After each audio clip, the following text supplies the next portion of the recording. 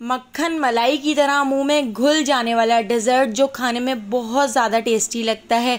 इस डिज़र्ट को हम 2 तरीके से बनाकर तैयार करेंगे, तो एक बार इस रेसिपी को ज़रूर ट्राई कीजिएगा, बच्चों को भी बहुत पसंद आएगा। तो चलिए रेसिपी को देख लेते हैं। तो इस मज़ेदार से डिज़र्ट को बनाने के लिए सबसे पहले जेली बनाकर तैयार कर लेते हैं। 1/2 कप पानी एक पैन में ऐड कर दिया है और 2 टेबल स्पून स्ट्रॉबेरी जेली का मिक्सचर हमने इसके अंदर ऐड कर दिया है।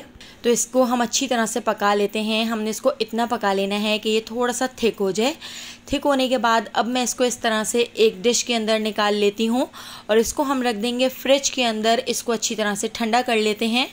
अब इसी पैन को साफ़ करके इसके अंदर 1/2 कप पानी हमने और ऐड कर दिया है। अब मैंने यहाँ पर ले लिया है जेलेटिन। जेलेटिन आपको किसी भी मार्ट या किसी भी जनरल स्टोर पे बहुत ही आसानी से मिल जाएगा। तो जेलेटिन का मिक्सचर इस तरह से मैंने एक बाउल में निकाल लिया है। इसमें से 2 टेबल स्पून जेलेटिन हम पानी के अंदर ऐड कर देते हैं।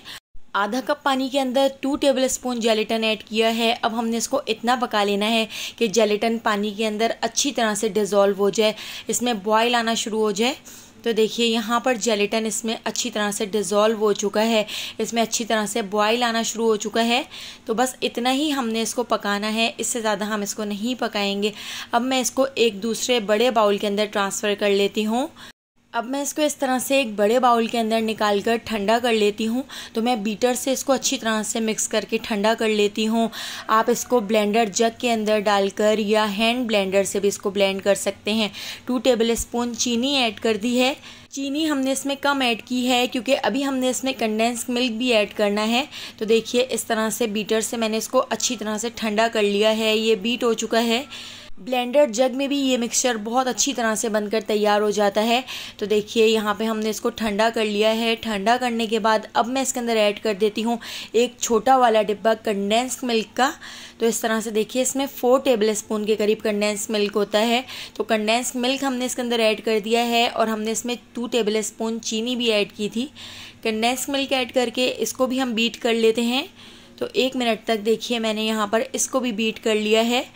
अब मैंने यहाँ पर ले ली है फ्रेश क्रीम। तो फ्रेश क्रीम का हम एक पूरा बॉक्स इसके अंदर ऐड कर देते हैं। ये बहुत ही क्रीमी, बहुत ही टेस्टी डिज़र्ट बनता है। तो एक बार तो आप इसको ज़रूर ट्राई करके देखिएगा।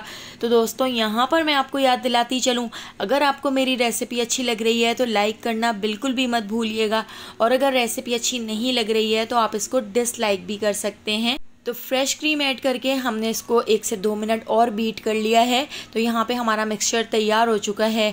अब मैंने यहाँ पर एक बड़े साइज़ का मैंगो ले लिया है। तो हम यहाँ पर मैंगो जेली डिज़र्ट बना के तैयार करेंगे।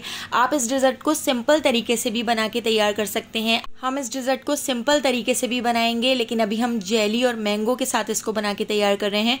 तो जेली भी यहाँ पर जम चुकी है। इसको हमने इस तरह से छोटे छोटे क्यूब्स में कट कर लिया है और जो मैंगो के क्यूब्स हमने कट किए थे वो भी हमने इसके अंदर ऐड कर दिए हैं। और यहाँ पर जो हमने जेलेटिन का क्रीमी मिक्सचर बना के तैयार किया था, आधा मिक्सचर हमने इस तरह से देखिए इस बाउल के अंदर ऐड कर दिया है। आधा हम सिंपल तरीके से बनाकर तैयार कर लेंगे।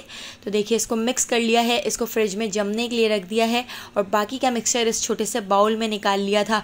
इसको भी 2 घंटे के लिए फ्रीज़र में रख दिया था। देखिए कितनी अच्छी तरह से जम चुका है। अगर आप इस मिक्सचर को फ्रिज में भी रखेंगे तो भी ये बहुत अच्छी तरह से जम जाएगा क्योंकि इसमें जेलेटिन मिक्स हुआ है। तो देखिए मैंने इसको इस तरह से डीमोल्ड कर लिया है। डीमोल्ड करने के बाद इसके ऊपर हम बारीक कटे हुए पिस्ते ऐड कर देते हैं। अगर आप इस तरह से इस डिज़र्ट को बनाना चाहें तो आप इस तरह भी बना सकते हैं। मुंह में घुल जाने वाला डिज़र्ट बन के तैयार होता है। बहुत ही क्रीमी और बहुत ही टेस्टी बनता है। बच्चों को बहुत ज़्यादा पसंद आएगा। तो एक बार इस रेसिपी को ज़रूर ट्राई कीजिएगा। और बाकी का जो हमने डिज़र्ट मैंगो और जेली के साथ बना के तैयार किया था उसको भी हम डीमोल्ड कर लेते हैं। और इस डिज़र्ट को डीमोल्ड करके देखिए कितना ज़्यादा टेस्टी ये डिज़र्ट बन के तैयार हुआ है। तो अगर आपको मेरी ये रेसिपी पसंद आई हो तो लाइक, शेयर और सब्सक्राइब करना बिल्कुल भी मत भूलिएगा। आने वाली वीडियो तक मुझे दीजिए इजाज़त। अल्लाह हाफ़िज़।